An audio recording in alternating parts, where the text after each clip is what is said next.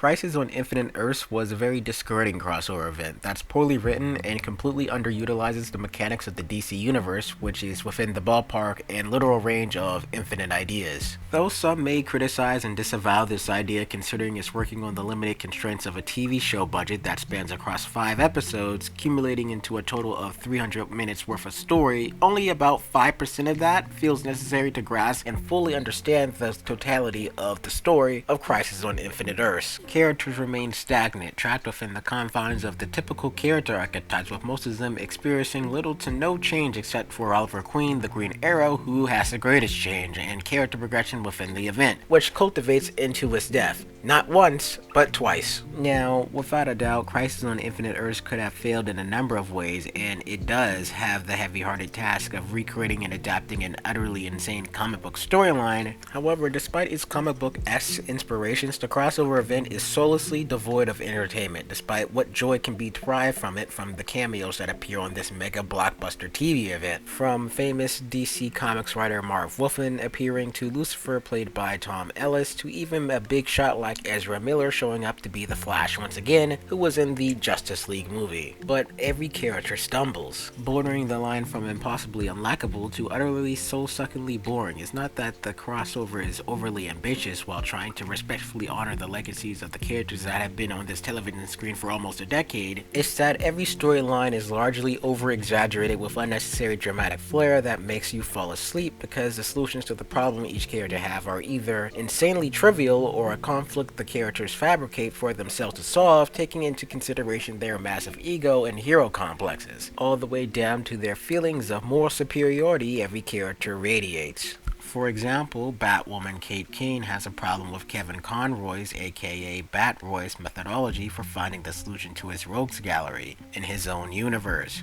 which is death, which is the solution to all problems considering the idea that if there are no people, there is simply no problem. But for whatever reason, Batwoman decides to take it upon herself to be the morally righteous person and condescends this interpretation of Batman because he kills people, and people die when they're killed, and that's bad. Then he kills himself, or Kate kills him, something happens.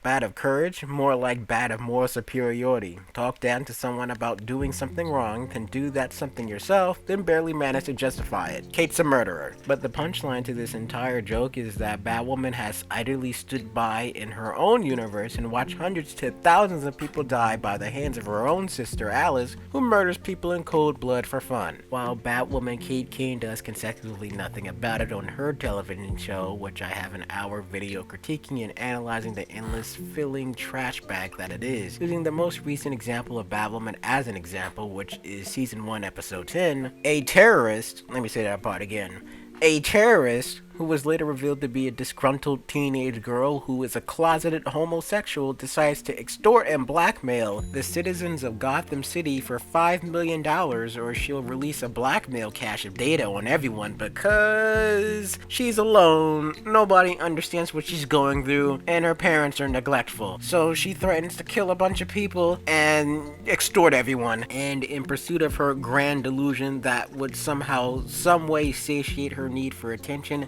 delivering her some form of catharsis, the teenage girl somehow hacks into the brake lines of a train, which are supposed to be manual instead of electrical because having electrical brake lines would be stupid considering she hacks into them and attempts to crash a train into a wall going 500 miles per hour. But of course Batwoman saves the day, yada yada yada, until Alice kidnaps the teenage girl, puts a thermonuclear bomb or a thermal bomb in the school, and then attempts to kill everyone. You know, blowing them up. But here's the funny part. Batwoman has been in constant communication with a serial murderer, but has been refusing to answer any of her calls, not even attempting to trace her location, while she callously kills people and has tea parties on top of her dead stepmom's grave. This leads up to the climax where it's revealed that Batwoman always knew where Alice was, but decided to do nothing about it. But it gets even better when Alice, the mentally ill serial killer murderer, puts a buzzsaw in front of a child's face and does nothing about it for 2 straight minutes, while in the DC universe, Batman surely would have just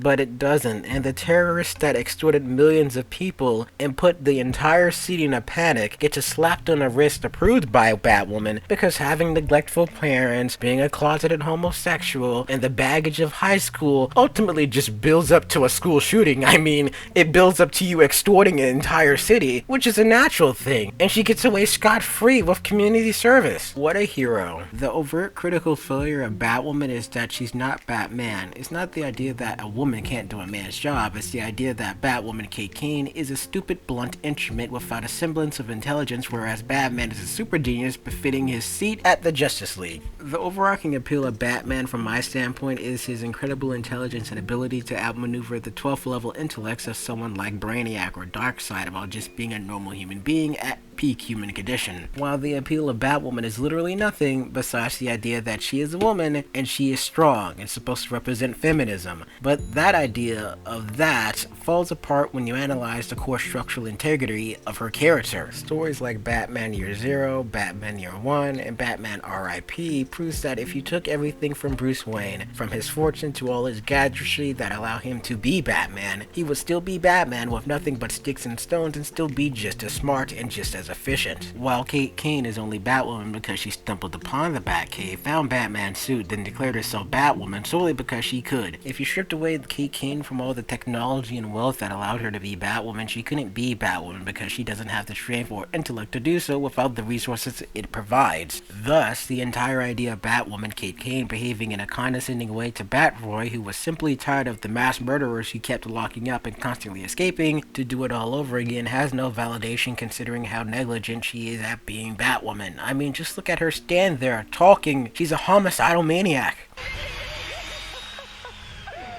Take off the mask, Batty. You're sick, Alice. Alex, stop. Stop it.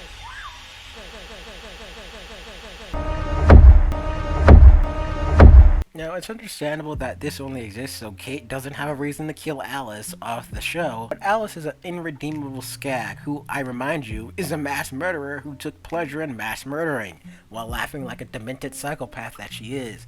And considering there is no redemption for Alice's character, especially with the writers as bad as these, there is no hope. Now, discussing Barry Allen's The Flash's problem, it's that he's just not memorable. His character does act and does things of significant importance during the crossover, but overall, the underlying problem is, I just don't care. If you've been watching the Flash TV show up until this point where the crossover is happening, the big storyline of the season is, oh no, the Flash is gonna die. We gotta prepare to live in a world where the Flash doesn't exist. Whatever will we do? Because the world revolves around Barry Allen. But plot twist, Barry Allen doesn't die, and there's nothing to worry about, which simultaneously makes sense and doesn't. Since season 1 of The Flash, it's been teased that the show would eventually kill Barry off and replace him with Wally West. Oh damn, Wally's not even in the crossover. That's how hot of a mess his character is on top of a smoldering pile of ash. Therefore, that was never going to happen. But if you rationally think about it, if Reverse Flash brought a newspaper back in time that had Barry Allen dying at the end of the Crisis on Infinite Earths, much like he does in the comic universe, why doesn't he die in the Arrowverse crossover like he's supposed to? Well, the short answer is that Wally West is a god-awful character and he'll never be the Flash, while the more complicated answer is that Eobard Thawne that we know and exists within the Arrowverse that came from the future into the past is from a different universe where Barry Allen Grant Gustin had died. Because for that to only occur, he'd have to be from a completely different multiverse, considering that when the Anti-Monitor did his invasion thing, the Speed Force was closed off. Therefore, he could use a negative Speed Force to go to a different universe, which is the Arrowverse, that, you know, caused the events of The Flash Season 1 and on forward. There's more food for thought here, but I'm not going to talk about it. But returning to the meat and potatoes and the meat and the sauce of this, I honestly can't remember what Barry did throughout the crossover that didn't involve whining or later to be gleefully optimistic that somehow everything would work out, which it does. I mean, there's a somewhat entertaining idea where Barry goes throughout time of all the television shows spanning from Arrow, The Flash, Legends of Tomorrow, tomorrow, or whatever else show he needs to get to retrieve memories of the other characters because they got lost in the Speed Force and in time. And when I say it out loud, it sounds pretty stupid. It's not stupid, it's contrived stupid. It's predictable stupid. But the ultimate breakout memorable moment in this entire event is Ezra Miller shows up, who plays the Flash in the DCEU, aka Earth 1, makes the appearance that's like the appearance of all appearances on television, which was really cool, being the coolest thing in this entire crossover event. Now, before I talk about Oliver Queen, the Green Arrow, I believe it would be best for me to at least acknowledge Supergirl, because she's a part of the Arrowverse Trinity, which used to comprise of Green Arrow, the Flash, and Supergirl, which is now comprised of Supergirl, Batwoman, and the Flash. When it comes to Supergirl, I absolutely loathe her character in the show, considering what it's done completely to rewrite the Superman mythos, but replace Superman with Supergirl, pretending that Superman never really existed even though he does. But in addition to that, Kara's character is just unlikable. I don't know why, but I just hate the way she does things. I don't have a problem with Black Canary, Dinah Drake, but I dislike Supergirl as much as I dislike Sara Lance because they're basically the same character. I mean, Black Siren's cool, but Sara Lance, she sucks. Now, on the topic of Oliver Queen, aka Green Arrow, without a doubt he's the best character this entire Arrowverse has cranked out since Deathstroke was introduced in Season 2 of Arrow. But ultimately, he's the character with the least to do throughout the crossover until he becomes the ex machina that saves the multiverse, the Spectre. Now, to give a short explanation, the Spectre is the embodiment of God's wrath within the DC universe. It's purely an ex machina character that shows up to fix the impossible situations that characters find themselves in. For example, in Batman Eternal number 17, where the Spectre appears to kill Deacon Blackfire because he attempts to ascend into godhood, and he was going to, so the Spectre shows up to fix the problem because he does, and Deacon Blackfire is evil. But the big thing Oliver did in this crossover is die. Twice, but loosely going over the events and the plot of this entire story. Due to the nature of the multiverse, everything can and will happen, and because the original Monitor was doing some science experiment that involved him going through the dawn of time to witness existence of everything being brought into being, he releases the Anti-Monitor from the Antimatter universe, thus kickstarting the events of the story, thus being the narrative. The very short end of the stick of this story is that the Anti-Monitor is evil, because why wouldn't he be? And he wants to destroy the entire multiverse, and he's evil. But breaking down each episode, in episode 1, a team consisting of Batwoman, Supergirl, Superman from the bootleg Kingdom Come universe, White Canary, Martian Manhunter, and the Flash come together with varying heroes across the multiverse to fight the threat of the Anti-Monitor. They bicker at first and they fight some, and they actually come together and talk about what they're going to do about the situation. At the end of the first episode, Supergirl's Earth gets invaded by demon Wraith ghosts, while everyone on the Pseudo Justice League attempts to evacuate the entirety of Earth, which is impossible considering that the antimatter wave is an anti-matter wave that erases an entire universe. Then, for no specific reason at all, Oliver Queen Green Arrow dies for the first time, and he saves an extra million people by staying behind a few extra moments to fight some demon ghost spirits or something around those lines. But the point is, everyone's gonna die, it doesn't matter. It's an entire wave that destroys an entire universe. There is no escape. I mean, you can always just kill yourself, but there's not a lot of options here. So skipping to episode 2, I'm not even sure what really happened, but it's mainly filler. Oliver's daughter attempts to bring him back to life via Lazarus Pit. Supergirl's Earth died despite evacuating an entire world because, again, it was an antimatter wave killing everyone in the universe. Thus, she tries to bring them back into the universe through the Book of Destiny, while Flash just uses whatever he does to find the antimatter beam that's traveling throughout the multiverse, killing everything. Episode 3 is about Batwoman talking to an alternative version of Batman, while the Flash shuts down the antimatter wave, and Lex Luthor uses the Book of Destiny to kill a bunch of random Supermen across the universe, or the multiverse, because he's evil, and why not?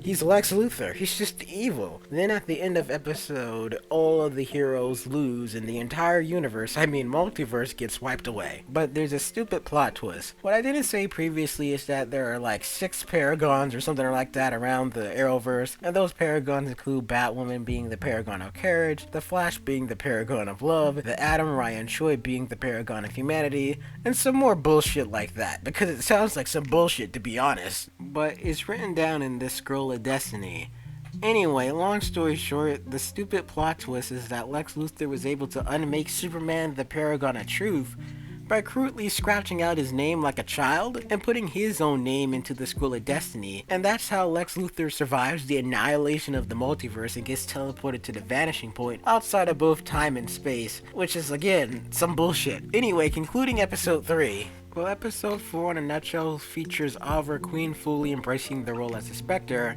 Mira uses the full power of the Speed Force to travel backwards in time to get to the beginning of time with the help of Oliver Queen's new Ex Machina powers, because Ex Machina and them, and when I say them, I mean the Pseudo Justice League, fight the Anti-Monitor, and they win. Oliver dies and restarts or reboots the entire universe on a new Earth where every character is now in the same universe, while episode 5 is an epilogue that doesn't really matter, focusing on the legacy of Oliver Queen and the changes that happen within the universe while establishing the Justice League as a real superhero team, rebooting the status quo. The end. Overall, it's not a good crossover. If I could give it a review score, it'd be a 5 out of 10, and I'm only giving it a 5 out of 10 because that's how many of the cameos I liked, because it honestly is written mediocrely. It's not very good, but with the end of the Arrowverse trinity, my investment in the overall universe, considering it's received a bookend very much like how Avengers Endgame ended the MCU, but did I like it? Not really.